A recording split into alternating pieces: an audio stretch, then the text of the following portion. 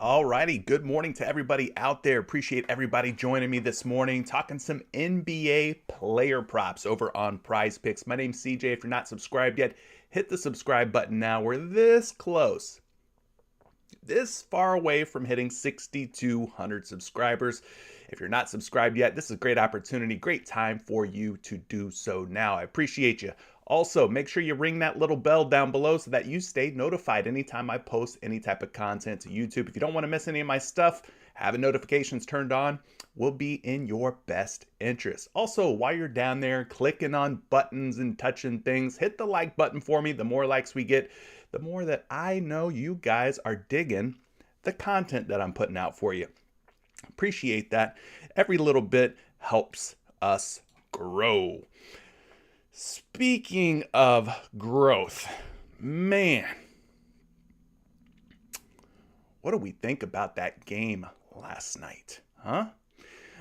What I mean by growth is that I think that there's a growing confidence in me that the Golden State Warriors are the absolute best team. Best team in the NBA playoffs. I think the Golden State Warriors are going to win it all this year. Hey, I could be wrong. Don't shoot the messenger, as they like to say. But the Golden State Warriors are looking like the team to beat. Whether it be the Eastern Conference or Western Conference, I don't care. They look like the very, very best team, the favorite team. I think they're too deep. I think they're too talented.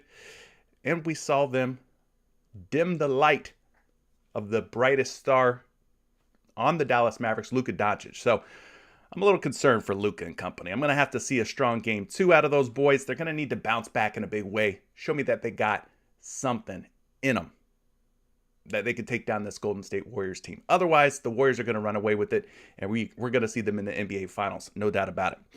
Appreciate everybody being here. I see we got Todd Live for Sundays. He says, like the video once you get here. Let's run that number up today.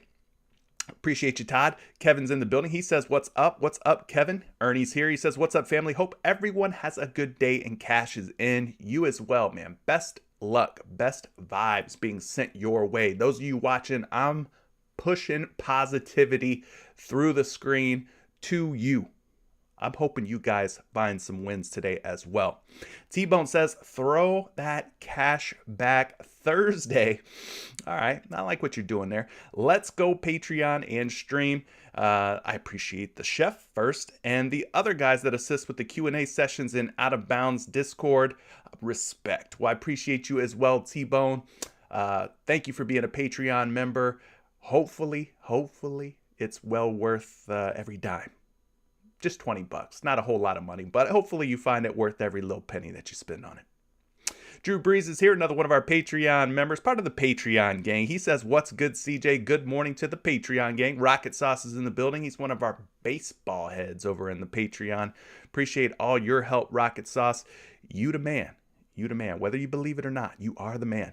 Not Mig says, hope y'all are staying blessed on this Thursday morning. Last night didn't go as planned. 5-pick play turned to a 2-pick play. Let's bounce back with the Boston-Miami game. Feeling lucky. Let's go 2 for 2. I'm going to keep telling y'all over and over again. Preaching to you, all right? We're up here having church. The NBA playoffs are one of the most difficult times to play player props. Very tough. In case you haven't noticed, if the round 1, round 2 of the playoffs didn't teach you anything, hopefully you've learned the lesson. NBA playoffs are very difficult, guys. Might want to scale your funds back a little bit. May want to not go so heavy on the NBA stuff. I'm just being honest with you. Seems like every night is a crapshoot, a roll of the dice. You'd be better off just closing your eyes and just picking the over or under on your favorite props. That's how it feels lately, right? Nothing makes sense. What's right is wrong. What's up is now down. I don't know. NBA playoffs are wild. Just letting y'all know. Ronald Screen says, what's up? Paul's in here. He's talking about the clock counting down. Listen, I got to get everything in order, Paul. I apologize, but I appreciate your patience. Thanks for sticking with me. It is go time, though, Mr. Paul Ballard. It is now go time. Anthony Taylor's in here. He says, blessings, family. Blessings back to you. Appreciate you, Mr. Taylor. You've been here A1 day one. my friend. A1 day one. So I'm glad that you're still rocking with me, Anthony. Parlays for Day says, yesterday was a rough one for me. Gonna bounce back today. I can feel it. Love that positive attitude and energy. You gotta come in with the right mental, the right mindset. It's a new day. We hit the reset button. Yesterday was yesterday. Today's today. Let's seize the day. Carpe diem. All right? Carpe diem. Michael Johnson, my man MJ says, hey, I haven't been able to catch a live in a minute. Let's make that money today. Appreciate you being here. Darian saying that the Dallas Mavericks are going to win this thing in 5. Whew. Wow. Bold take, Darian. I'm not going to say that you're wrong because anything can happen. Nobody knows the future, but Mavs in 5 is a bold proclamation. Kevin says that Mavs game plan was buns. Agreed. It was kind of buns, wasn't it? Ryan says Warriors are all about that chemistry. Absolutely. I mean, they got a lot of guys in that little nucleus in Golden State that, listen, you just can't shake them, man. You can't replicate chemistry. I think we're starting to see that these teams that are gelling well, that are healthy, health's a big part of it too, guys. Let's not forget. Dallas is without Tim Hardaway Jr. I know he's been out for a while now, but he is a big part of what they like to do offensively. Even the Milwaukee Bucks without Chris Middleton. Who knows what would have happened there? I mean, we got guys out from tonight's game. Boston's looking like Al Horford's probably not going to play again tonight. He's still in COVID protocols or health protocols, whatever you want to call it. I think it's COVID related. But Marcus Smart is expected to be back for Boston tonight. But then on the other side, you got Kyle Lowry out for the Miami Heat. So it's like, you know, the healthiest team, whatever team is most fortunate when it comes to injuries and stuff, might be the one that ends up winning the whole thing. And right now, Golden State's pretty darn healthy. Their key components, key players, all of those guys are in the lineup. So we don't have to really worry about the Dubs. We know the chemistry is going to be there, Mr. Ryan Elliott. Got a good point there. Duncan says, good morning. Good morning back to you. Lewis, Derek White is out. Is that true? So we're basically going from the last game, Derek White was in, but Marcus Smart was out. Now you're saying Derek White is out tonight. Marcus Smart is in. Interesting. Let me know if that is confirmed or not, because I had not seen anything about Derek White being questionable or anything like that. So let me know. Lewis is here. Shout out to you, Lewis, for that news. Everyday Fantasy is back at it again. Greetings, fam. You flex, I flex back. Greetings back to you, Mr. Don P. Scott's in the building. He says that the Warriors are crushing, trying to find the best lineup. Absolutely. Yickety, good morning to you. Happy Thursday. Duncan W. says, Dorian Finney-Smith in the playoffs and props in the regular season. That's the move. Or DFS. Not Dorian Finney-Smith, DFS. We're just talking daily fantasy sports in the playoffs and props in the regular season. Okay, I got you. Scott says Tyler Herros is going to crush again. We'll have to see what's happening, buddy. Matt McAfee. Are you related to Pat McAfee at all? Because I really like Pat McAfee's show. So if you're related to Pat McAfee and you're Matt McAfee and you're saying you enjoy my show, well, I appreciate you, Matt. Thank you for being here. Rock on, brother. Glad you're liking it. Slap that like button. Make sure you're subscribed, Matt, if you haven't yet. Roy's in the building. It says for sure that Derek White is out due to personal reasons. Well, dang, that's going to shake things up. Albert's in the building. He says, hey, CJ, thanks for doing this so consistently. You're welcome, Albert. I appreciate you appreciating me. Thanks for being here. I wouldn't be doing it if you guys weren't showing up. So appreciate you coming out and joining us this morning. James is in the building. He's confirming RotoWire saying that Derek White is truly out. Not related to Pat McAfee. Well, dang, we can't all be famous or related to someone famous. I'm definitely not. I'm trying to get famous. No, I'm not. I'm just here trying to help you folks. All right, gang. Appreciate everybody being here. Let's talk about something that caught my eye last night before we get into the player prop stuff. I'm talking about the rookies from this NBA season. It was announced yesterday, the 2021-2022 Kia NBA All-Rookie First Team. And I got to be honest, I think they got it right here. I think these 5 young gentlemen absolutely balled out for the most part. I know I played a lot of their player props this season, and for the most part, they all did really well at different stages of the season. I mean, can't really argue with Scotty Barnes. I believe he was named Rookie of the Year, so of course he's going to be on the list. He was a unanimous vote. as was Cade Cunningham, another unanimous vote. Cade, I thought, had a really good chance at winning Rookie of the Year over Scotty Barnes, but Scotty Barnes ended up pulling that thing out.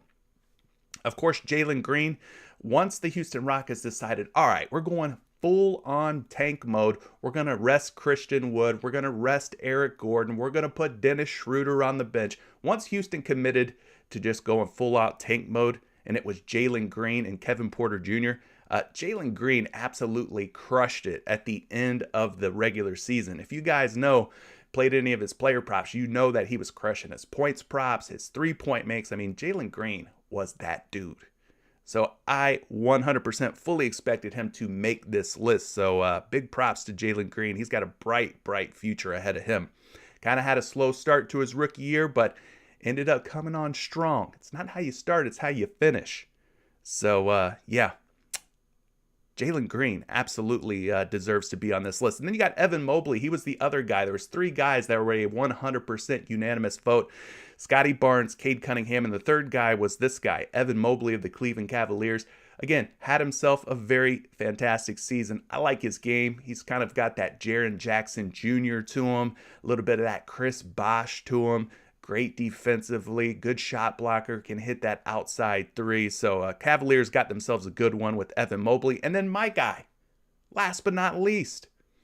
You know, when we drafted this kid out of Michigan, Franz Wagner, everybody was like, who is this guy? The Magic just wasted a pick and yada, yada. There was a lot of negativity, a lot of skepticism about the pick. But Franz Wagner, if you watch some Orlando Magic games, of course I did because I'm a Magic fan, but if you watched any of the Orlando Magic games, Franz Wagner was that guy. Had himself a very strong rookie season. I mean, we basically shipped out Aaron Gordon, Nikola Vucevic, Evan Fournier, and we rebuilt. And one of the guys we got in that deal was Franz Wagner. We turned that draft pick into Wagner, and Wagner's looking like a very solid building block for the future of the franchise that is the Orlando Magic. So the Magic stay collecting wins lately. They may not have won a whole lot in the regular season. They may not have been a playoff team or anything like that, but hey, we've now got ourselves the #1 overall draft pick in this year's draft class. Shout out to that. And then on top of that, Franz Wagner making the all-rookie first team, also quite an accomplishment. Some other guys that I thought that were in the running that I'm surprised didn't make it, that deserve some consideration. Josh Giddey. I think Josh Giddey would have been a more serious contender in the first team rather than the second team if he would have stayed healthy. Giddey missed a lot of games, but the games that he did play, Giddey was fantastic. I remember taking a lot of Giddey for various props, whether that be his points, assists, rebounds, PRA, fantasy score. Giddey had his moments throughout the regular season, and I think Josh Giddey's got a good future ahead of him too. Another guy that deserves some credit is Herbert Jones, man. I think he's going to be that next sort of 3-and-D type of player, two-way potential type of player. What I mean by that is you could compare him to the likes of Dorian Finney-Smith, Mikal Bridges. I mean, he fits that type of mold, the type of defensive player that you can basically stick on the opposition's best offensive player, and he's going to shut them down and give them problems. So I think Herbert Jones on the defensive side of the ball, he's got a really bright future ahead of him too. Other guys that made the list, Dosunmu from Chicago, he had some moments here or there. Duarte, and we'll see about him. And then Bones Highland, great role player for the Denver Nuggets. We got to see Bones at the end of the regular season come on strong, and in the playoffs he had a little bit of a moment there. So shout out to the rookies of this year, man. We got a pretty good rookie class overall. We'll have to see how this year's upcoming draft class fares, but these rookies absolutely stood out. So wanted to take a few minutes and acknowledge their efforts. With that out of the way, let's play some Poeltl. What is Poeltl? Poeltl is basically an NBA player guessing game. It's based on the popular word game called Wordle. So we get 8 guesses. You and I, we're going to do this together. I can't do this without you. I need your help. It took us 8 guesses yesterday, all 8 guesses to finally land on Lance Stevenson. So we get 8 guesses. If you get green in any column, it indicates an exact match. If you get yellow in the team column, it indicates that the mystery player, at one point or another, he played for that team, but doesn't currently. Yellow in the position column indicates a partial match to the mystery player's position. So if you see like a forward center in the position column, This player could be a forward or he could be a center. And yellow in any other column means that we're 2 attributes away, whether that's 2 inches away, 2 years away, or 2 numbers in the jersey number away from the mystery player. And if we get stuck, we do have a lifeline. It's called the silhouette mode, where it reveals the silhouette of the mystery player. So let's get down to business and see if we could figure out who today's mystery player is. Now I'm going to start things off here. I'm just going to type in Jaylen Brown's name because we got to start somewhere, right? And we already have some exact and partial matches. So we've got ourselves a match being that this is a player in the Eastern Conference. We know that much, but they're not in the Atlantic Division. So we could already eliminate all the players from the Western Conference. We know that this player is absolutely going to be playing in the East, but not the Atlantic Division. Could be a guard, could be a forward. Somebody who's taller than 6'6", could be 6'7", 6'8". They're going to be younger than 25. So we're talking about a pretty young player here. Jaylen Brown himself, 25 years old. So this player is going to be younger than 25 years old. Jersey number above number 7. So now that we know that it's not a player from the Atlantic Division, that basically eliminates the Celtics, 76ers, Raptors, Nets, and Knicks. So we're going to be looking at these 10 teams: the Bucks, Bulls, Cavs, Pacers, Pistons, and the Heat, Hawks, Hornets, Wizards, Magic. So we know this player could be a guard or a forward. Taller than 6'6", younger than 25. Jersey number's got to be above number 7. So I'm going to take a shot here because I know of a player who happens to play for the Orlando Magic who meets a lot of the criteria here. Wendell Carter Jr., forward/center, could be a worthwhile choice. Let's see where it takes us. All right. So this player is not Wendell Carter Jr., not playing for the Orlando Magic, not in the Southeast Division. So that eliminates another Eastern Conference division. But this player could be a center or a forward. I'm going to go ahead and say this player is truly a forward because we had a partial match with Jaylen Brown. Partial match with Wendell Carter Jr. What do those two have in common? Forward. So this player truly is a forward. Somewhere between 6'6" and 6'10". Age, younger than 23 years old. So we might be talking about a rookie or a first or second year player in this case. Under 6'10", younger than 23, jersey number below 34. So somewhere between 7 and 34. You can't believe I guessed Wendell Carter Jr.? Come on, do you know me? Listen, of course I'm going to guess the Orlando Magic. So this player's not the Atlantic or Southeast Division, which just leaves the Central Division here. Bucks, Bulls, Cavs, Pacers, Pistons. Bucks, Bulls, Cavs, Pacers, and Pistons. And we're talking about a pretty young guy here. Pretty young player. Got to be pretty young because whoever he is, he's younger than 23. So we're talking 22, 20, probably like 20 years old. Got to be a rookie. I'm thinking it's got to be somebody like 20 years old, a rookie. John Collins, going to be a little bit too old. I don't think it's going to be John Collins. And John Collins is in the Southeast, so we know it's not John Collins. So who are some rookies from the Central Division that would fit this? I mean, I would think Evan Mobley, but his jersey number's 4, so he doesn't quite fit the criteria. Right? Because we know the jersey number's got to be number higher than 7, but lower than 34. Who else is out there? Super young cat. Maybe for the Bucks, Bulls, Cavs, Pacers, or Pistons. Beef stew? Is Isaiah Stewart younger than 23? I think he has a single-digit jersey number. He is a forward, if I'm not mistaken. I mean, we could try Isaiah Stewart. What's it going to hurt, right? Oh, shoot.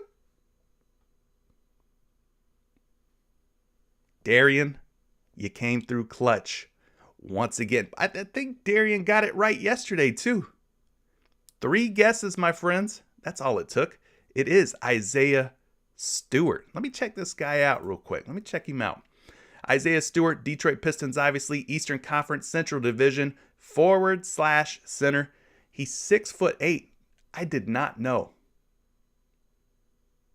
I'm today years old finding out Isaiah Stewart's only 20. Anybody else know that Isaiah Stewart was 20 years old? I don't know. Maybe he's got that look of an older player, but Isaiah Stewart's only 20 years old. I thought he was a little bit older. Wow. Well, you got it right, man. Beef stew. And because you got it right, Darian, I'm going to send you a can of chunky beef stew. That's right. You get a can of soup for winning Poeltl today. Congratulations, my friend. All right, let's go take a look at today's NBA player props. Start with the points. Oh, no, Yickety's saying that Darian is a cheater. Say it ain't so, Darian. Say it isn't so. Tell me you didn't go cheat, Darian. I don't think you're a cheater. For what it's worth, I think you're an upright, outstanding, honest man, a stand-up individual. I don't think Darian would cheat. Do you? Let's hope not. Tony Ruiz says, good morning, please. While you're coming in, sit down, smash that like button, and enjoy the ride. Yes, love it. So let's talk some points props. We got Boston at Miami. We already talked about the situation in terms of injury news. Al Horford is doubtful. He's probably not going to play. Derek White is out. Thanks for letting me know Derek White is not playing tonight. And then Marcus Smart is expected to play. He's probable tonight. So no Horford, no Derek White, but Marcus Smart will be playing. And then over on the Miami Heat side, Kyle Lowry's still out. And then they got a couple of other guys, Max Strus being one of them, who are questionable. These guys are questionable pretty much every game. So I'm not too worried about either one of those guys, any of those Miami Heat guys sitting out. So anyway, taking a look at what we've got here as far as playoff hit rates and points.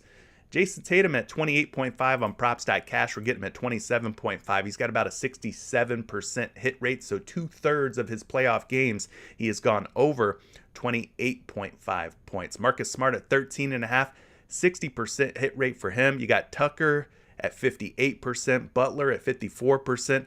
The Time Lord, Robert Williams, kind of came out of nowhere and had himself a pretty strong game in game one. Will he do that again tonight without Al Horford? We'll have to see.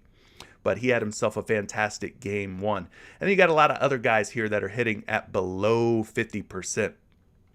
Below 50%.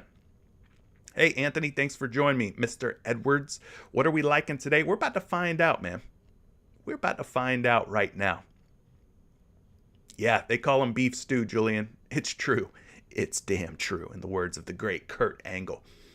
Let's start with Jason Tatum and take a look at his points prop. He's at 27.5 points. I'm sure he's going to be a popular option today, a name that many people click on.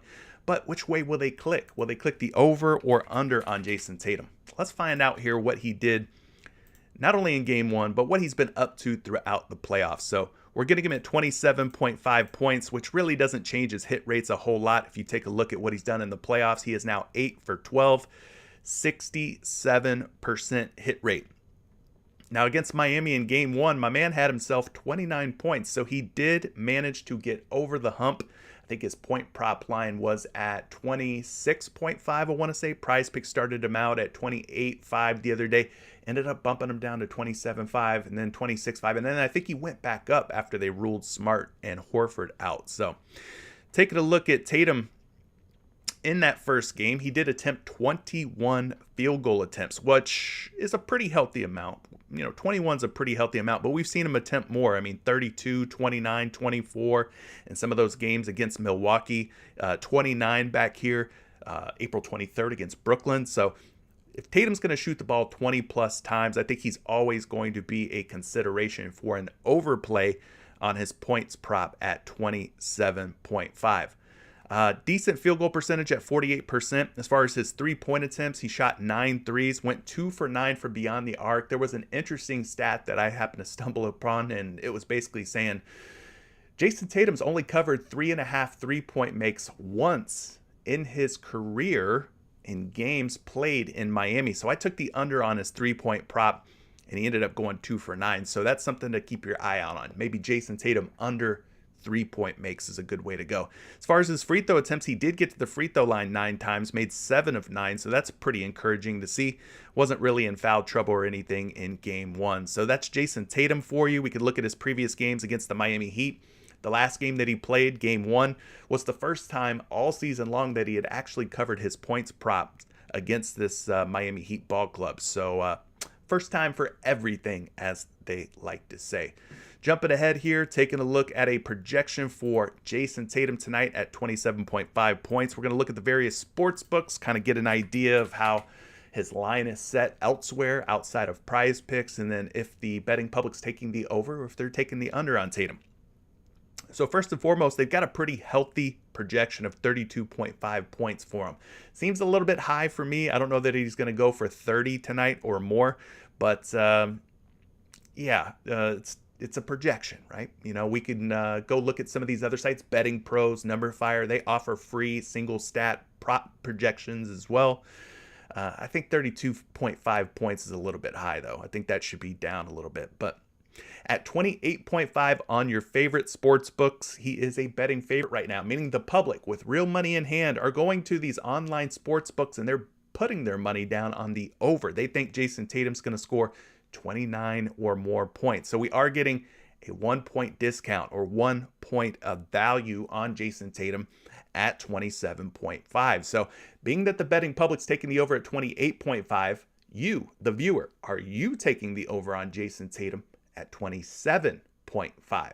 Let me know in the chat. I'd like to hear your thoughts on Jason Tatum.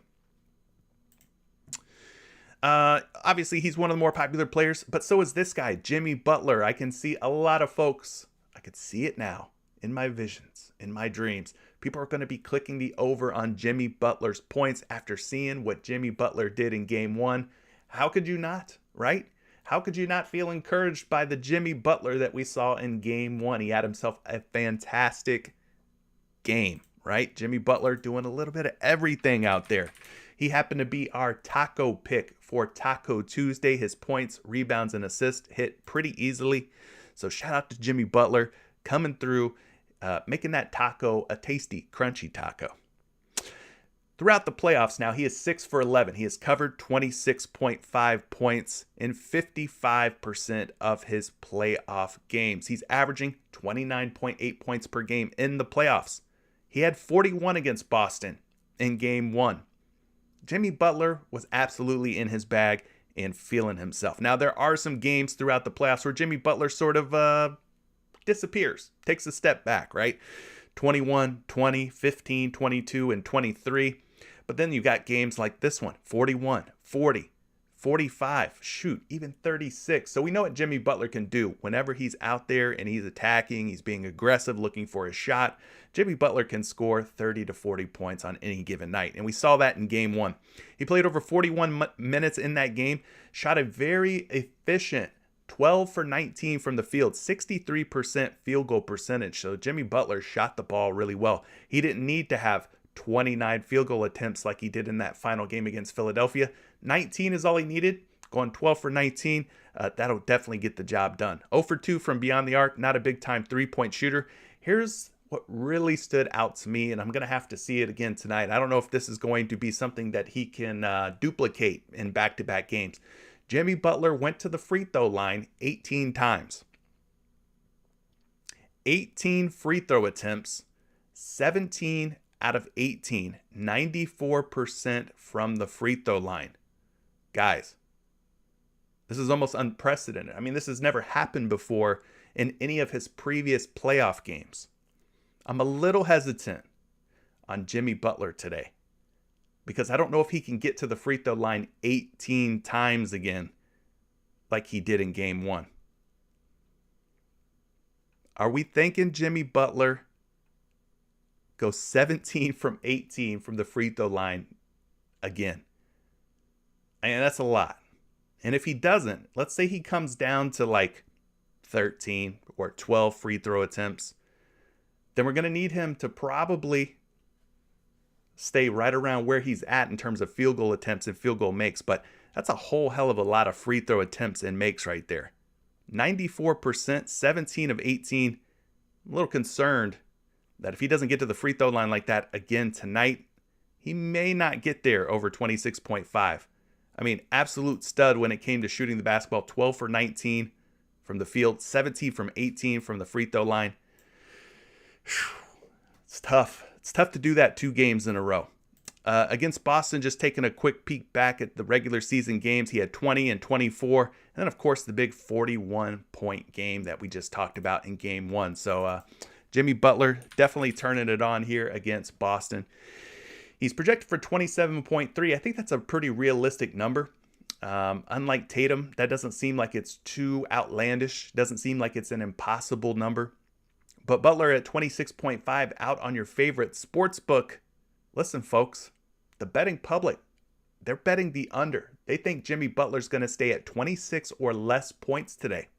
They don't think Jimmy Butler's going for 27 or more like he did in game one. Maybe they're looking at his field goal percentages. Maybe they're looking at his free throw attempts and makes, and they're thinking, I don't think he can do that 2 games in a row. So they're betting the under on Jimmy Butler. What are you guys thinking at this 26.5 point prop for Jimmy Butler? We've seen him lay some eggs, some absolute duds in the playoffs. We've seen him soar to new heights like he did, 41 points in game one. You taking the over or you taking the under on Jimmy Buckets tonight? Darian says Jimmy under for sure because they're giving him just too much credit. Gotcha. Kevin saying, I'm not chasing his elevated line, even with the hit rate. That first game was completely thrown out of whack when Smart was ruled out. Interesting. Elijah's saying, we should be checking out some Dwayne Dedmon over on points. A 100% hit rate on Dwayne Dedmon. Interesting. We could take a look at some Dwayne Dedmon. So those are your top 2 stars, obviously, Tatum and Butler. Seeing some noise being made about Dwayne Dedmon down here at 3.5 points. So basically, this guy's got to make 2 buckets, right? He's got a little bit of range to him. Dedmon can space the floor at times. He can make a 3. He doesn't do it all the time, but he can. I've seen it. He used to play for the Magic, so I remember what this guy's game is like, you know? He's got a little bit of stretch center to him. Taking a look at Dwayne Dedmon, we got to bump him down here on props.cash. And when we do, Dwayne Dedmon in this playoff run at 3.5 points is now 7 for 11, 64% hit rate. He was able to find 6 points in game one against Boston. Going back to that Philly series, he had appeared in 5 games and went over in 3 out of the 5 games. So Dedmon, possibly, maybe. We go take a look at what he's done against Boston in the regular season. Last 2 times he's played the Celtics, he's went over 3.5 points, 2 for 2. But overall, against Boston this season, he is now 50% or 2 for 4 and going over 3.5 points. Now listen, he's going to have to get it done pretty quickly because Dwayne Dedmon played just 10.5 minutes. 10.5 minutes in game one. So if he's out there playing, he's going to have to make the most of those 10 minutes that he's going to get, right? He's going to have to drop in 2 buckets. Now, he was out there for 10 minutes. He shot the ball 5 times. He went 2 for 5, so he absolutely was chucking us some shots. 2 for 5, 40% hit rate. And as I said, at times, he will attempt a 3-pointer. We saw him go 0 for 1 on his 1 3-point attempt. Now, if he happens to knock down a 3, finds himself in a position to score an easy 2, well, then I could see him going for 5 points tonight. Ended up getting to the free throw line in game one, going 2 for 2 from the charity stripe. So this guy's only going to play 10 minutes. It's going to be an absolute sweat. So if you like to sweat, maybe you take a chance on Dwayne Dedmon going over 3.5 points. Just make sure you have your towel nearby to make, get up under the underarms, get the neck, get the forehead. I mean, you're going to be sweating if you take this prop. Guy's going to play 10 minutes, and you're hoping in those 10 minutes he comes out there and shoots up a few shots. But at 3.5 points out on BetMGM, he is a big betting favorite, minus 140 to go over 3.5 points. He's projecting for 5.2 points tonight. So there you go, Elijah. You're saying a 100% hit rate, 5 for 5. Where are you seeing that at? I don't know if he's 5 for 5. I don't know if it's all that. I didn't see a 5 for 5 on him, but if you want to sweat, man, there you go. Let's see here. The Gone Network says, what's up, CJ? Who we taking with the number 1 pick? Jabari Smith Jr., a.k.a. Rashard Lewis 2.0, obviously. I don't know. That's who I want. He's got great perimeter defense. Got a little bit of interior defense to him. Sweet shooting stroke. Probably the best shooter of any of the top, power forwards in this draft class. So I like Jabari Smith Jr. I could see him being the next, Rashard Lewis type of guy for us. Let's see here. Some folks are saying we should be looking at some like Gabe Vincent. Maybe we should be looking at some Robert Williams. Let's look at Robert Williams real quick because we talked about what a great game he had in game 1 without Al Horford. So let's take a look at the Time Lord. Does Robert Williams have it in him to do what he did in game 1 here in game 2? Or will adjustments be made by the Miami Heat? Maybe they'll slow Robert Williams down just a little bit. We are getting him at exactly 9 points instead of the 9.5. You can take a look at what he's done throughout the playoffs. We know that early on in that Brooklyn series, Robert Williams was still working himself back into playing shape. He had that meniscus injury and surgery toward the end of the regular season that kind of sidelined him, put him on the shelf. So you've seen a slow and steady gradual climb here as far as his points output, going all the way back to April 23rd. I mean, from that game to the second game he played, he went up 1 point. Then he goes up 3 points. Then he goes up 4 more points. Kind of plateaus here at 10 points. But then we see a big 18-point game from him in game 1 against the Miami Heat. So overall, in the playoffs, he is now 3 for 6 or 50%. Taking a look at his minutes as the playoffs have progressed, you've seen these minutes start to go up a little bit, right? 15, 14. Then he goes up to 22, 25, 23. And then he played without Al Horford in there, over 28 minutes in that game. So if Robert Williams is going to be out there again close to 30 minutes and he's at 9 points, I think maybe we take a shot on Robert Williams. Speaking of taking a shot, you can see how many shots he's taken in the last couple of games here. 8 in the game 1 against Miami, 9 in the last game against the Milwaukee Bucks. So he is attempting some field goal attempts, we'll say, when he's out on the floor. And I think those opportunities will only go up with Al Horford scheduled to be out tonight. Robert Williams was getting to the free throw line as well, went 6 for 7 from the charity stripe. That undoubtedly helped pad his output of 18 points. We'll see if he can get to the free throw line like that again tonight. Now, looking back at the regular season matchups against the Heat, 4, 6, and 18. So he's only really went over his 9-point prop in that first game, game 1. So moving ahead, we'll get you a projection here on Robert Williams. But I think without Al Horford, we go back to Robert Williams and see what he's got for us. He's projecting for about 9.8 points, so close to 10 points today, which I don't think is a crazy projection. I think that's a very realistic number. And then on your favorite sports books, they've all got him at 9.5 points. It looks like the betting public's taking the under at 9.5. Minus 135, minus 120, even as high as minus 140. So some pretty strong juice coming in on the under at 9.5. So we're getting him at 9. I would say lean toward the over on Robert Williams and hope for the best. So, Roy, you're liking Robert Williams. I like that. Anthony says, CJ, are you up all time on this app? Are you talking about PrizePicks? Absolutely. Yeah. Yes, I am. Definitely up, especially once you start to kind of figure out how to play on PrizePicks. What I mean by that is PrizePicks, there's like a game within the game, right? What I mean by that is using sound bankroll strategy.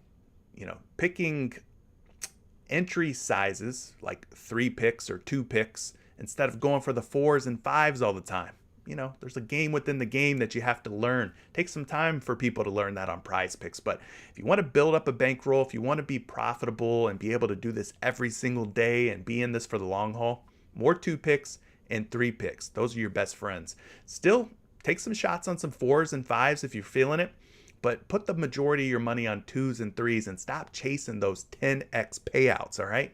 It's a good way to go broke and go back into your bank account and deposit more money into PrizePicks. Is playing those 5-pick flex plays.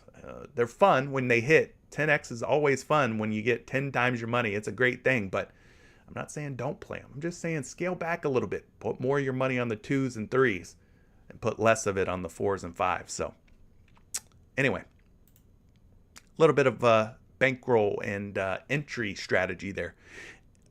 Roy, you're also liking Tyler Herro over 15.5 points.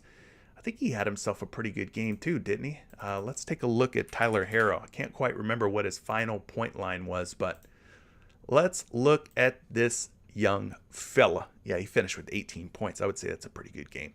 Tyler Herro, 5 out of 12 throughout the playoffs at 15.5 points, a 42% hit rate. The last time we saw him out on the floor against Boston, he dropped 18 points.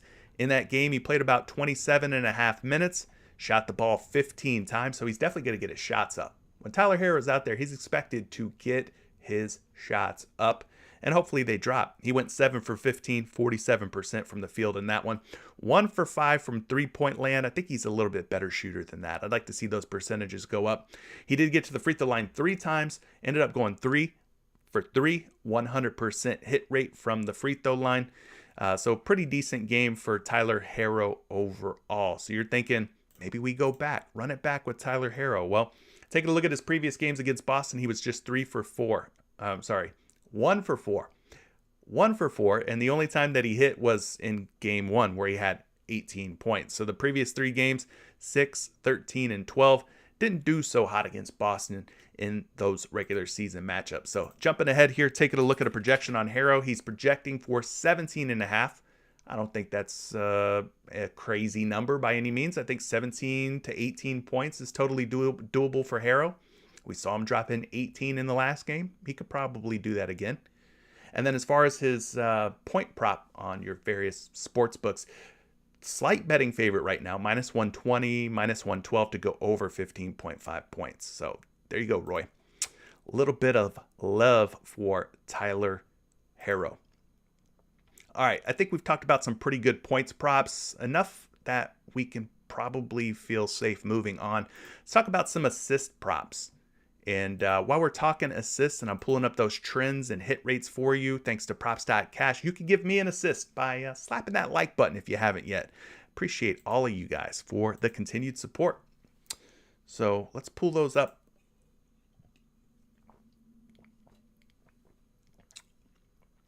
Leading the way in terms of assist hit rates throughout the playoffs, Gabe Vincent. He's at 2.5 assists over on props.cash, 75% hit rate in the playoffs. He's at 3 assists on PrizePicks, so they did bump him up from 2.5 to 3, but he still may be in contention. So we'll have to take a look at that. Marcus Smart back in the lineup tonight. No Derek White, no Al Horford. Marcus Smart is in tonight.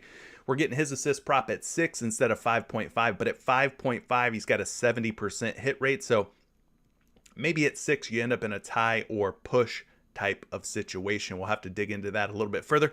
Jason Tatum at 5.5 assists, 58% hit rate for him. Tyler Herro, we just talked about him for his points. His assists hit pretty decently as well, 58% hit rate at 2.5.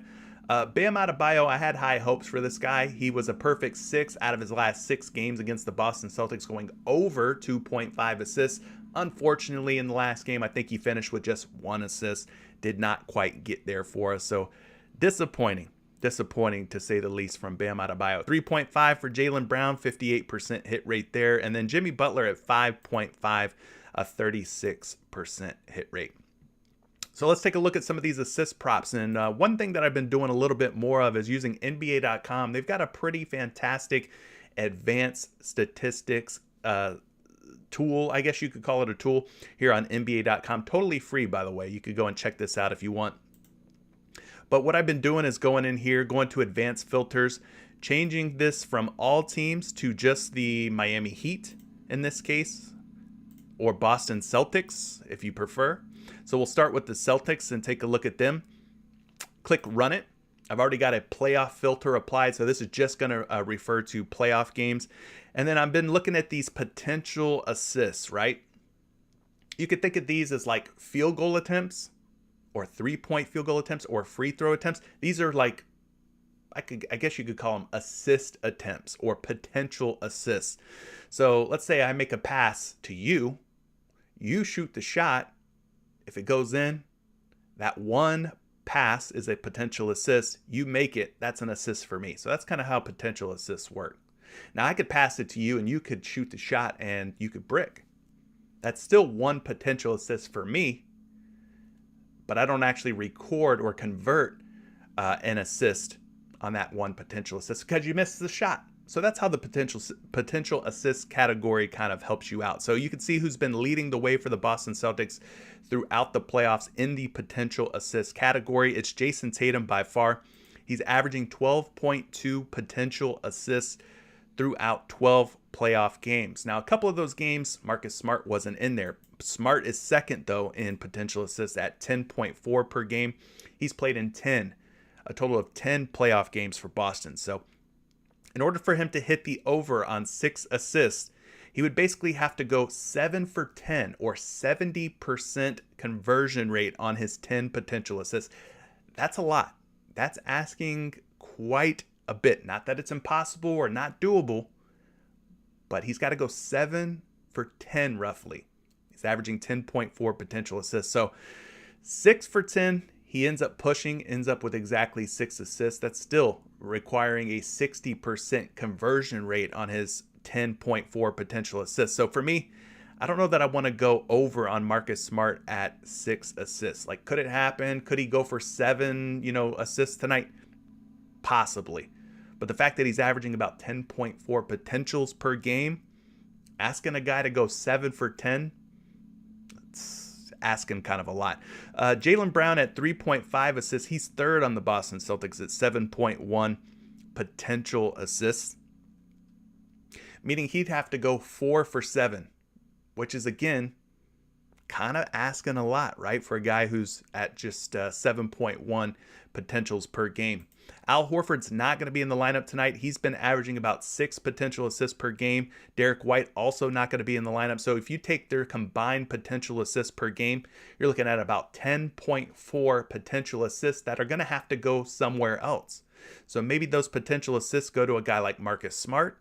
Maybe they funnel to Jaylen Brown. Maybe they go more to Jason Tatum. But there will be about 10 potential assists that are vacated tonight without Horford, without Derek White in the lineup. So those 10 potentials, like I said, are going to have to go somewhere else. Maybe Peyton Pritchard or Grant Williams benefits. Very possible. But anyway, I wanted to bring that to your attention. So now that we know kind of who's leading the team in potential assists, Tatum, Smart, Brown, your top 3 choices, maybe we could dig into these assists a little bit more and have a more informed or educated guess. So Tatum's sitting out here at 5.5. Again, he's leading the team in potential assists. So let's take a look at his hit rates in the playoffs and see if Jason Tatum over 5.5 dimes is something that we can count on tonight. So when we look at it, you can see Tatum's played in 12 playoff games. Now, when he started off the playoffs, going up against Brooklyn, a couple of the first games against the Milwaukee Bucks, I mean, he was hitting the over on 5.5 assists in a lot of those games. He actually started off the playoffs going 5 out of 6. Really nice hit rate there. But ever since Game 2 against Milwaukee, things have been a lot more shaky for him. We've seen him go for 3, 5, 4, and 4 to close out the Milwaukee series. Finished with 8 in that last game against Milwaukee. And then in Game 1 against Miami, had 6 assists. So he barely got over the hump. Now, that was without Marcus Smart. So I don't know if the dynamic's going to change a whole lot for him, being that Smart is back in. We did talk about Horford, White, going to be out of there tonight. That's like 10 potential assists. So maybe Tatum gets 1 or 2 extra potential assist opportunities tonight. But overall, doing a pretty decent job in terms of assists. We've seen him now in 4 games against Miami, going back to the regular season matchups. He's now hit in his last 2 games against the Heat, dropping 6 dimes on their heads in back-to-back games. So I think Jason Tatum over 5.5 assists is one that we can at least consider. You know, the playoffs are wild right now, so truly anything could happen, but he's projected for 5.7 assists. Again, I don't think that's a terrible projection. I think that could be a realistic outcome, 5 to 6 assists. And then at 5.5 on your favorite sports book, he is a betting favorite to go over. Minus 125, minus 130. So Tatum, take a look at him, all right? Going back to this potential assist category here, let's take Boston away and let's take a look at the Miami Heat and kind of see what their assist situation has looked like throughout the playoffs. So when we run this little report here, we can see that Jimmy Butler leading the way at 10.5 potential assists. So essentially he'd have to go about 60% or 6 for 10 in order to hit the over on 5.5 assists. Behind him is Kyle Lowry, but Lowry's only appeared in 5 playoff games to this point. He's averaging 10 potentials per game. Again, if he's out tonight, then those potential assists have to go somewhere else. So a guy like Gabe Vincent might benefit. We talked about Gabe Vincent at 3 assists. His potential assists sitting at 5.6, but I imagine that number goes up quite a bit when Kyle Lowry is out. One way that we can kind of check into this a little bit further, we can go ahead and put in the opponent as the Boston Celtics, click run it, and get an idea of what happened in game 1 from this series. So Jimmy Butler led the team in potential assists with 11, but right behind him was Tyler Herro with 10 potential assists. Gabe Vincent had 4 potential assists in that game. Strus also had 4. And then we also saw PJ Tucker with 4 potential assists. So you can kind of see what happened there. Jimmy Butler on his 11 potentials had 5 assists. Tyler Herro was 3 for 10. That's just bad luck. I think that's really bad luck. To go 30% on your assist opportunities, that's just really bad luck. I think if his teammates make more of those shots, then he'll be in a good spot again tonight. So let's talk Tyler Herro, because the fact that he's got 10 potentials in game 1 and had a little bit of bad luck going just 3 for 10 on those, I think tonight there's a chance Tyler Herro could be right back at 3 or more assists. So let's look at him. He's probably looking like my favorite assist prop right now. Herro at 3 assists over on PrizePicks. It's been kind of up or down, hit or miss for Tyler Herro throughout the playoffs. Overall, 12 appearances. He's hit 3 or more assists in 7 out of 12. 3 or more in 7 out of 12 games. Against Boston this season, he's now played the Celtics a total of 4 times. He's hit 3 or more assists in 3 out of 4 games now against Boston. So that's like a 75% hit rate at 3 or better. So again, if he's going to get 10 potentials tonight, then I like the over on Tyler Herro at 3 assists.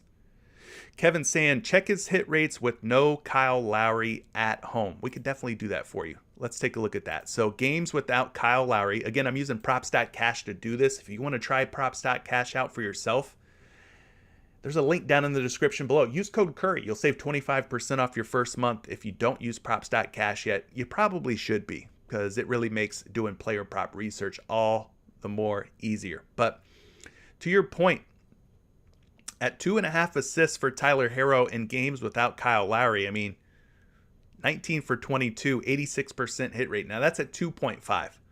We got to bump him up to 3. When we bump him up to 3, he's pretty much hit 3 or more in every game except for 1, 2, 3 games without Kyle Lowry. So even just this on its own, not looking at home games, I mean, just this here, that's really, really strong hit rates. But now you said take a look at the home hit rates for him. So we bump him up to 3. This season, games played at home without Kyle Lowry at 3 assists or more, he's hitting every single game. Every single game. So 15 out of 15 at 3 or better. So basically perfect. In games without Kyle Lowry played in Miami, he's perfect. We saw him lead second in potential assists in game 1, right? 10 potential assists. So I like this prop quite a bit.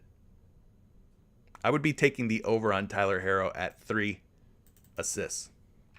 Shout out to you, Kevin. Thanks for bringing that to our attention, and we were able to, have some visual representation of that stat and show people kind of the numbers behind it.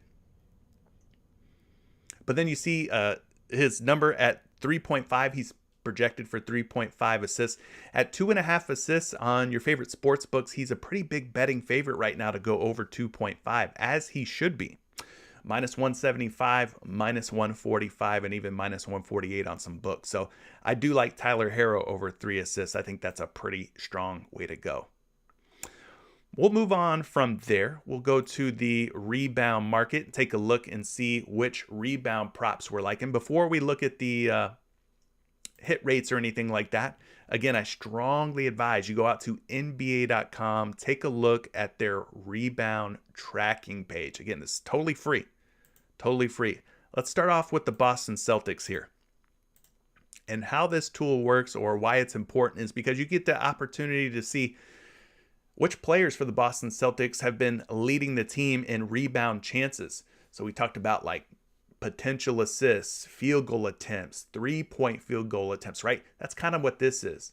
These are opportunities for these players in a game, on average, to grab a rebound. So we see right off the bat that Al Horford's leading the team in rebound chances. He had 15.5 rebound chances on average per game in the playoffs, in 11 playoff games played. So he's undoubtedly leading the way, but he's not going to be there tonight. So those 15.5 rebound chances will have to be dispersed to other players on the team. Guys like Jaylen Brown, Robert Williams, Grant Williams, Jason Tatum, those rebound chances have to go somewhere else, right?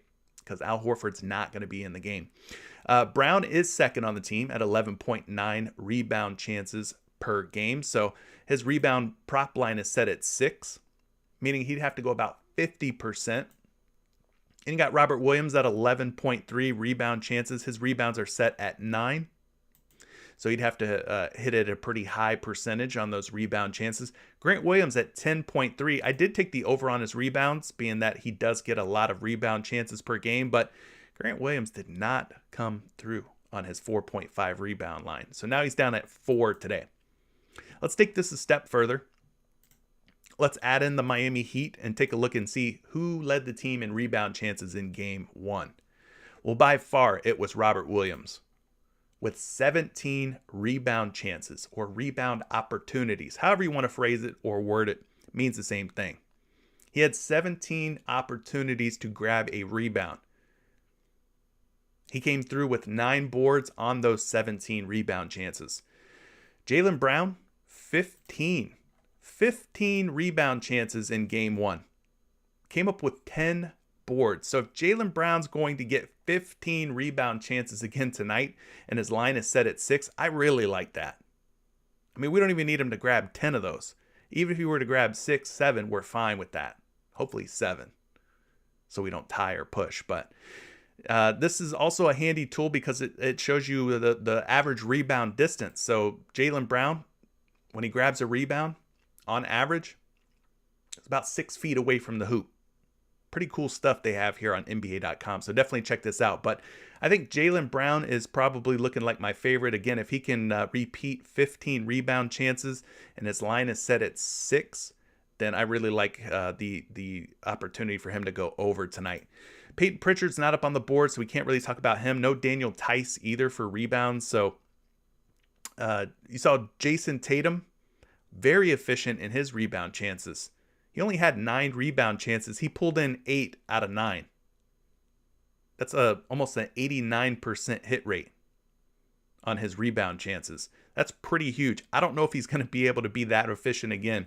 Either that or his rebound chances are going to have to go up tonight. So a very efficient rebounding night for Jason Tatum in game 1. But again, my favorite's probably looking like Jaylen Brown. So let's talk about Jaylen Brown real quick. We'll take a look at his rebounds. I think Brown at 6 boards with all the rebound opportunities that he got in game 1. If he can repeat that, then he should be in a pretty good spot. So in the playoffs, Jaylen Brown, all games considered at 6 boards, we've seen him go 6 for 12 or 50%. We talked about what he did in game 1, pulling in 10 rebounds. Now against Miami, this season he's played Miami 4 times. The last 2 times that he's played Miami, he's pulled in 10 rebounds in both of those games.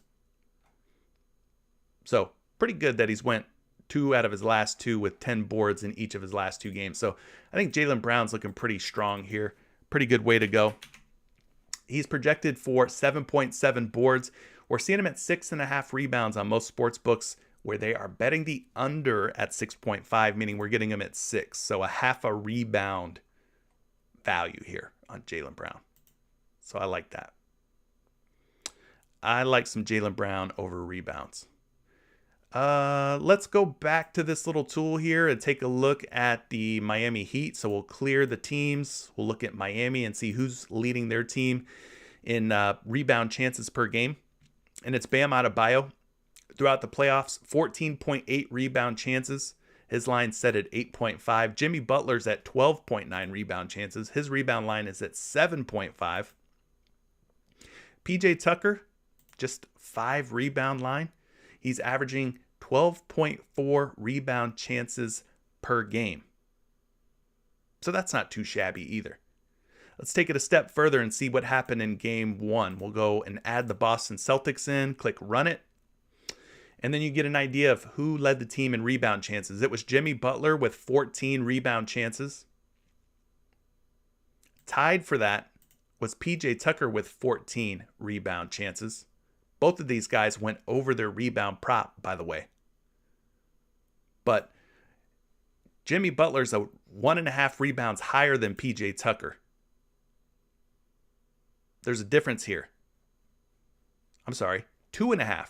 Jimmy Butler's rebound line is 2.5 rebounds higher than PJ Tucker, yet they had the same amount of rebound chances in game 1. Both of these guys had 14 rebound chances in game 1. So who would I pick out of these two? Well, I would pick the guy with the lower rebound line, of course. PJ Tucker with 5.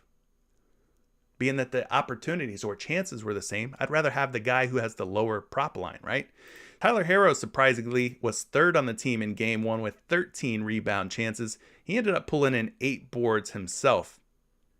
So it was the forwards, guard forward, wing type players, Butler, Tucker, Herro, who led the team in rebound chances. Bam only had 11 rebound chances.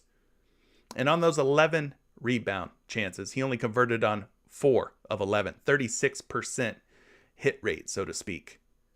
So I'm not really interested in Bam unless you want to take the under on Bam Adebayo at 8.5 boards. For me, the guy that I'm most interested in, PJ Tucker or Tyler Herro. If they can get double-digit rebound chances in game 2, they should have a really strong chance of hitting the over or at least pushing. So let's look at both of these guys real quick.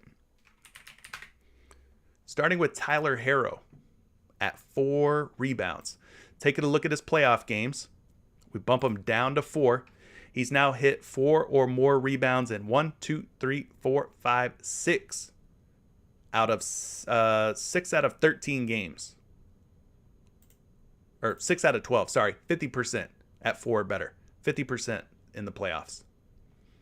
Against Boston this season, he's done a really good job of rebounding the basketball. He's now 3 for 4 or 75%. 3 for 4 or 75% hit rate going over his rebounds against the Boston Celtics. So that's pretty encouraging as well. I wonder if there's any good splits information when Kyle Lowry's out. Like, does Tyler Herro rebound better or worse? So he's at 56% hit rate this season at 4.5. Without Lowry, his rebound percentages actually go down to 45%. What about without Lowry at home? 53%. Bump him down to 4. All right. So he definitely benefits in the assist category. Somewhat of a benefit, I guess you could say, in the rebound department. But for me, it's all about the opportunities. So if he's going to have 10 or more rebound opportunities again tonight, I don't mind you taking the over at 4 boards. So taking a look here at Tyler Herro, we've got him projected for 4.3 rebounds at 4.5. He's a betting favorite to go under. Minus 165 to go under 4.5 boards. I like it, man. I like his assists or his rebounds, probably more than his points. Like I said, it's all about the opportunities or the chances, and I think Herro should be in a pretty good spot. Let's talk about PJ Tucker, too. Tucker, again, was tied for the team lead in game 1 in rebound chances. So if he can somehow figure out a way to be right up there at the top again in rebound chances, then I like his opportunity to possibly tie at 5 or hit the over. So we take a look at his playoff games. He's done a really good job as far as rebounds go. 12 playoff games played. He's hit 5 or more rebounds in 9 out of 12. That's a pretty darn good hit rate in the playoffs. 9 out of 12 at 5 or more rebounds. Again, if the rebound chances are going to be there like they were in game 1, then I like this. 3 games played against Boston. He's now went over in 2 out of 3. That's not bad at all. I like that. And then last but not least, a projection for Tucker. Projected for 6.2 boards. That's more than 5, but at 5.5 on your sports books. The betting public, for whatever reason, they are slamming the under. Minus 155, minus 159 to go under 5.5. So we're getting him at 5. I like us taking the over on PJ Tucker, just based on the chances that he got in game 1. Again, if he could run that back and get 14 rebound chances or 14 rebound opportunities, he's going to be right there in the mix for 5 to 6 boards. He finished with 6 boards in that last game. So let's see here. What else are you guys liking? I hope you guys are finding this valuable. I think it's very insightful. I know we're digging deep. We're looking for value here. We're getting really down in the mud, in the dirt on some of these player props. But you have to. It's playoff time, man. To find the edge is more difficult now than ever. But I hope you guys find this enlightening and insightful. I don't know. The way my mind works, I think this stuff's pretty fascinating. But anyway, Everyday Fantasy is saying Dwayne Dedmon, 3 rebounds, still hitting from the last series at 100%. All right, let's make Dwayne Dedmon the last one, and then we'll move on from rebounds. So looking at game 1, we talked about Dwayne Dedmon. He played limited minutes. He was in there for 10.5 minutes, ended up with 8 rebound chances in 10.5 minutes played. On those rebounds, he went 4 out of 8. Finished with 4 boards, so 50% hit rate, we'll call it, on his rebound chances. So he's sitting out there at 3 today on PrizePicks. So let's take a look at Dwayne Dedmon here for his rebound props and see if he's been going over or under for the most part. So we got to bump him down from 4.5 on props.cash all the way down to 3. And like Everyday Fantasy said, the last 5 games for Dwayne Dedmon, he's found 3 or more rebounds in 5 straight games, dating back to the Philadelphia series. He's had 5, 3, 4, 3, and 4 rebounds in the last 5 games. So he's doing his thing. He's still getting the job done on the glass. Limited minutes, just 10.5 minutes in game 1, but still came in and managed to haul in a few boards. Now against Boston, he's now played the Celtics 4 times, dating back to the regular season. He's 3 out of 4 now, 75%. So if you wanted to take a shot over on Dwayne Dedmon at 3 boards, there's a lot of good data, a lot of good historical information that would back that play up. Dedmon's projected for 4.7 rebounds today. That's a healthy projection. Not totally off the charts or anything. I mean, I don't think that's crazy. 4.7 doable. I think that's a realistic expectation. 4 to 5 rebounds.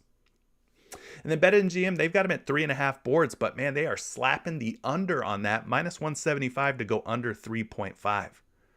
So that's why we're getting him at 3. So we're getting some value on all 3 of these Heat guys that we've talked about.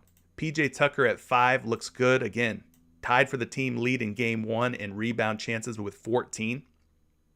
So he's got to go 6 out of 14, and then he'd hit the over on 5 rebounds. Tyler Herro was 3rd on the team, or 2nd technically. 2nd behind Butler and Tucker, and he's got the lower rebound prop line of 4. I think he's a good look. And then Dwayne Dedmon, been hitting the 3 or better in a few games now, dating back to that Philadelphia series. So all 3 of those rebound props look pretty sweet.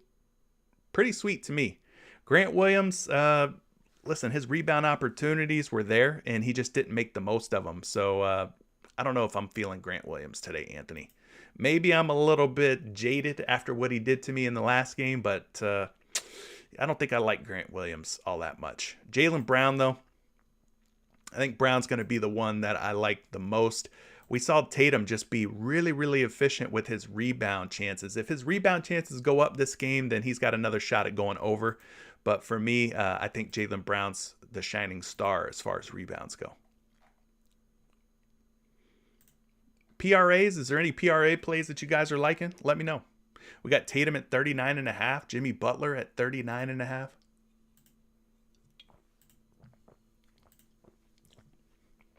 Appreciate all the likes, by the way. Like I said, I know people have lost interest in NBA. They're probably losing money in NBA, and that's why. So the viewership's down, the likes are down. So every like means all that more for those of you that are watching. Appreciate you guys dropping those likes. Roy, Jaylen Brown. Absolutely. I'm going with Jaylen Brown. Hopefully those rebound chances are there again for Jaylen Brown in game 2. But looking at the PRA hit rates for both of these teams in the playoffs, Jimmy Butler's got the highest PRA hit rate of any player from either team, 63.6%. Then you got PJ Tucker at 58.3% at 13.5 PRA. From there, it gets pretty ugly. It's 50% or below for the rest of these guys. Strus, Vincent, Smart, Tatum, Williams, Adebayo, Harrow, and Brown and Williams down at the bottom there. 48 likes and 97 people watching. Well, dang. Let's see if we can get them to convert on those likes for us. We got to get it at least over 50 with 97 people watching. Come on, 50% hit rate. We got to do that. We're below 50% hit rate, viewer to like ratio. Anyway, PRA props. We've got Kevin. He's liking some Marcus Smart at 22.5 PRA. Lewis is also shouting out Marcus Smart. So let's see if Marcus is the smart choice for a PRA prop. We'll plug his name in here. We're using, again, props.cash to do this research. Check him out. Check him out if you haven't yet. Marcus Smart has missed a couple of playoff games, but when we take a look at his prop line of 22.5 PRAs, he's now 60% or 6 for 10. 6 for 10. Not too shabby. We saw him put up some pretty decent games in that Milwaukee series, 28 to close out the Bucks, 33 in the game prior to that. So he's really on a 2-hit streak when it comes to his PRA at 22.5. Taking a look at what he's done against Miami in the regular season.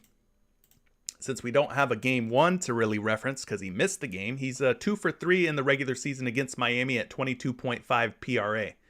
25 and 23 PRA in those games.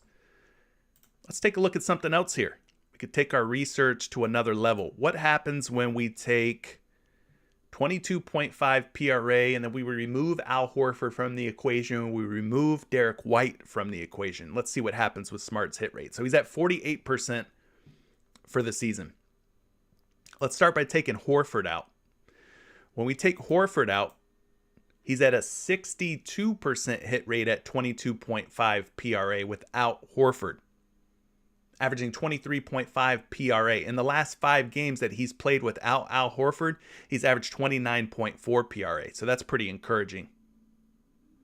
Now, some of those games are back from like December, February, March. So kind of dated, I guess you could say. Dated samples, but nonetheless, 62% hit rate. His hit rates definitely go up without Al Horford. His PRA hit rates definitely go up. Let's see if we have any games without Horford and White. Without Horford and White, now all of these games were before Derek White was even on the Boston Celtics, so these don't really count. So we could go ahead and add White back in because he's not really going to make an impact on the hit rates all that much. So just games without Al Horford, he is 62%. We could take it a step further and apply the home and away filter. In this case, he's the away team. So when we look at road games without Al Horford, he is 75% on the road, going over 22.5 PRA without Big Al. 6 for 8. So that's pretty darn good. 75% hit rate. 75% hit rate for Smart at 22.5 PRA this season without Al Horford and playing on the road. The last time we saw him on the road without Al Horford was against the Milwaukee Bucks on April 7th. He had 37 PRA in that game. So I think this is looking like a pretty smart move for those of you who are liking Marcus Smart. I like it. He's projected for 26.4 PRA. We're seeing his prop line of 23.5, and some books have him at 22.5 like PrizePicks does, but we're not really seeing any movement on this prop. Nobody's taking overs or unders on it. But yeah, Marcus Smart over 22.5 PRA I think is worth looking into a little further if you want, but I think it looks good based on what we've seen. Roy, you're liking Robert Williams for PRA. Okay. We saw what the Time Lord did in the last game without my man Big Al. So let's look at Robert Williams a little closer here. We'll put him under the microscope, so to speak. He's at 19.5 PRA, so let's bump him down here on props.cash. For the season, he's got a 55% hit rate. What happens when we take Al Horford out of the mix? That hit rate actually goes to 82%. 82% hit rate for Robert Williams at 19.5 PRA without Al Horford. I don't know about you. Anything 80% or above, I mean, shoot, I'm in. I'm in there like swimwear. Now we could take this a step further and do what we did for Marcus Smart just now and put away games 19.5 PRA without Al Horford this season. 6 for 7. 86%. The percentage goes up. Looking like another doozy. Another potentially good one, right? So yeah, Robert Williams, Marcus Smart. I like both of those guys for PRA. That's looking pretty smooth. 82% hit rate? No, that's not good. That's not good. That's great. It's fantastic. That's what that is. Robert Williams, let's get a projection for you. He's projected for 21.1 PRA, which is more than 19.5. And at 19.5, they are betting the over. So minus 125, minus 120 to go over 19.5. Let's build out a 5-pick, guys. I'm liking some plays here. All right, let's build one out. So I think we're liking Robert Williams and Marcus Smart so far, right? For PRA, I think those look pretty good. Go back to the rebound props. We talked about Dwayne Dedmon. We talked about Tyler Herro. We talked about PJ Tucker. I kind of want to add one of these Miami rebounders. I want to add one of them. I don't think I want to go Dedmon just because his minutes have been so limited. I think I want to go either Herro or Tucker, but I like Herro a little bit more for the assists. So I'm going to go with Tyler Herro's assists. And so for that reason, we'll probably take PJ Tucker for rebounds.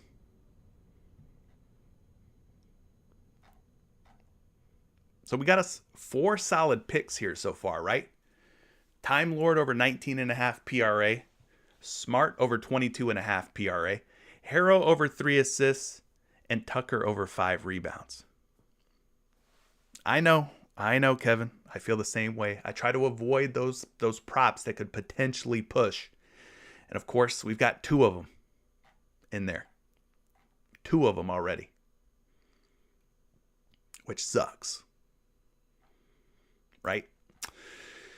But it is what it is. Maybe these guys have enough upside that we can go over. Were there any others that we were liking for the points category? I don't know. So far, that's what I'm really liking, though. I think all 4 of these look like solid, potentially solid ways to go. Of course, it's the NBA playoffs. Any freaking thing could happen. So let's move on. We talked PRAs. Probably won't get into fantasy score a whole lot. What about 3-point makes? 3-point makes. Let's look at those. Who's been hitting from downtown? In the playoffs, Max Strus at 2.5 3-point makes. He is at 3 on PrizePicks. 75% hit rate at 2.5, though. That's looking pretty nice. But again, it's another prop that could potentially tie or push, so we don't love that. Listen, I've talked about Jason Tatum. We don't have any Tatum in our lineup yet, but let me just show you better than I can tell you. Jason Tatum 3-point make logs versus Miami away. Include playoffs. Using StatMuse here for this. Jason Tatum at 3.5 3-point makes, including the playoffs. He's got 1, 2, 3, 4, 5, 6, 7, 8, 9, 10, 11. 11 games played in his career at Miami. In those 11 games, he's only went over in 2 of 11. 2 of 11. So I took the under last time around at 3.5 3-point makes, and it ended up working out. He had just 2 3-point makes in that game. Shot a pretty poor percentage. Do we think it happens twice? I don't know. But I took the under, and it ended up working out for me. So that's a potential option for you. Tatum under 3.5 3-point makes. I see my man Everyday Fantasy's mentioning Strus over fantasy. He barely got it done. Grabbed a couple of late fourth quarter rebounds to get over, but I think Strus over 22.5 fantasy score is also a good look. He started off that game slow. If he comes out playing a little bit better than he did last game in the first quarter, then I think Strus will be a good look. But anyway, Tatum under threes, more often than not, playing in Miami, he goes under. So I think that's a worthwhile look. What about some of these other 3-point props? We got Strus. I'd really like to find a 5th prop that doesn't have a chance of tying or pushing. So that's why I'm mentioning Tatum under 3.5 3-point makes. Because I'm kind of wanting to take a prop that doesn't have a chance to tie. Pritchard did shoot well. He played well without Marcus Smart. Now with Smart back in, I don't think I'm feeling Pritchard overs quite as much. I'm not so bullish on Pritchard tonight. With Smart back in, I could see a situation where Pritchard is kind of hamstrung, so to speak, by Smart's return. But I like what we've got here so far, what we're building out. Williams, Smart over PRA, Harrow over 3 assists, Tucker over 5 rebounds. I think those look like pretty solid options so far. Any other 3-point props, though? I mean, I don't know. So far, I'm going to put him in as a potential 5th right now. Tatum under 3.5 3-point makes. Yeah, Derek White's out. That's true. That's true. That's true. Let's look at the free throw makes because I see you guys talking a little bit about some free throw makes. Jason Tatum at 6.5 free throw makes. You're wanting to go under on that, Kevin? It's interesting. Looking at the free throw makes for Tatum throughout his career, now that we've got it pulled up against Miami while playing in Miami, he's went over 6.5 free throw makes in 1, 2, 3 games. Slightly higher hit rate on the free throw makes than the 3-point makes. So yeah, pretty poor hit rate on the free throw makes for Tatum playing Miami in Miami and his 3-point prop. We saw Jimmy Butler make 17 free throws in the last game. I don't know if he's going to be able to get to the free throw line 18 times again and make 17 out of 18. So I think he's still probably worth looking at there at 8 free throw makes. I just think his free throws are probably going to come down tonight. He was saying something along the lines he wanted to go 0 for 0 from the field, which sounds like he just wants to get to the free throw line as much as possible. So I expect Jimmy Butler to be attacking once again tonight. Jaylen Brown, just 3 out of his last 5. We got Bam, 3 out of his last 5, but a couple of those games he pushed. And then Tyler Harrow did a good job of getting to the free throw line. He made 3. and ended up going over. So I don't know.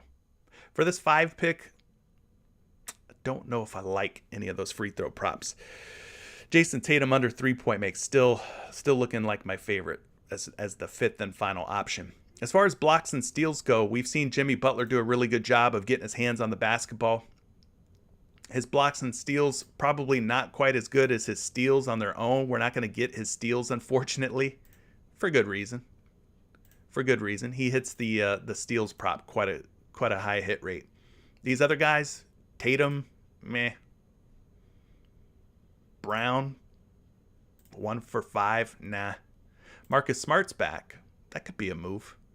Maybe he finds himself with 2 or more stocks.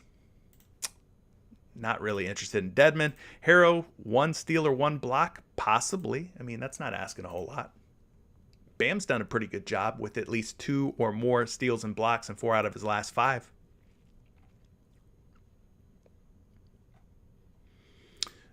Block shots, yeah, nah. Steals. Strus does a pretty good job of finding the basketball. He kind of gets them in bunches, though. He'll go games where, he won't have any steals, and then all of a sudden he'll pull out 3 or 2 on you, right? So a little too inconsistent for my taste. We've already got a Tucker prop in our 5 pick. Not really looking at Pritchard. What about these turnovers? How did Tatum do? Ooh, Tatum for turnovers might be a move. What do you guys think about that? 4, 7, and 7.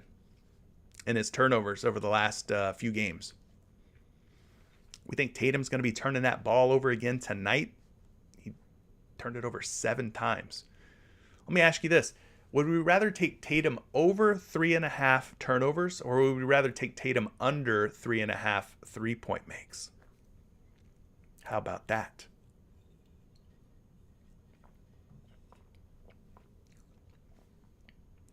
Tatum over 3.5 turnovers versus Tatum under 3.5 3-point makes. Which one would we rather do? I mean, historically against the Miami Heat while playing in Miami, he's only went over 3.5 turnovers 1, 2, 3 times. 3 times. Yeah, you guys are saying stick with the under on the 3-point makes. I kind of agree. I'm kind of rocking with that too. Marcus Smart at 2.5 turnovers. He's went over in 3 out of 5 games. Jaylen Brown does not seem to turn the ball over 3 times per game for whatever reason. Sits right there real nice at 2 turnovers per game. With Marcus Smart back, maybe Brown handles the ball a little bit less, and therefore there are less chances for him to turn it over.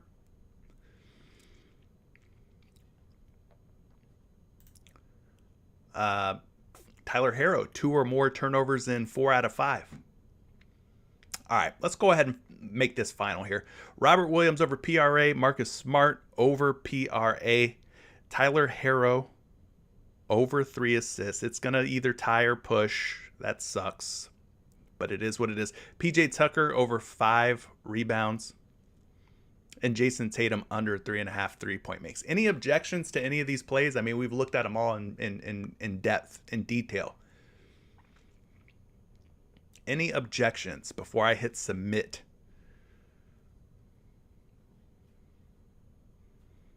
Now, the NBA has been wild. So as far as what I'm going to risk, I'm just going to put $10 on it because I don't trust any NBA playoff props. Anything can happen. Robert Williams fantasy score, you're saying, instead of his PRA? I mean, it could be a move. I think he hit both of them in the last game, right? Yeah, he had 35 fantasy.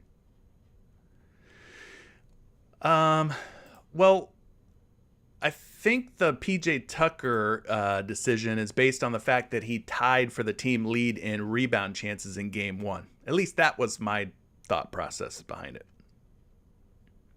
Tyler Harrow's also out there at 13 rebound chances. So, this is why, or the thought process behind PJ Tucker. 14 rebound chances. Again, anything can happen from game to game. Maybe he just got really lucky and had a lot more rebound chances in that game. but he went 6 for 14. So he tied for the team lead in rebound chances. And he's got the lower rebound prop versus Jimmy Butler. So that's why I was thinking Tucker over rebounds. But if you want, I mean, we could take Tucker's rebounds out and put Jimmy Butler's rebounds in. He's got the higher prop line at 7.5, so he's going to have to pull in 8. He's going to have to go 8 of 14 and have a really efficient night on the boards. I'm going to stick with Tucker, though. All right, well, I'm locking it in. You guys can play it if you want to play it. If not, that's cool, too. So Robert Williams over PRA, Marcus Smart over PRA. We went Tyler Herro over on his assists. We went PJ Tucker over on rebounds, and we went Jason Tatum under 3.5 3-point makes. With that being said, my work today is done for now. So we'll see you tomorrow at 11 a.m. Eastern Time, right back here on YouTube. Good luck tonight on all your entries, and I hope the Heat win. Why not? Let's go up 2-0. I'm not a Heat fan. I'm a Magic fan, but let's go Heat. All right? Catch you in the next one, guys. Peace.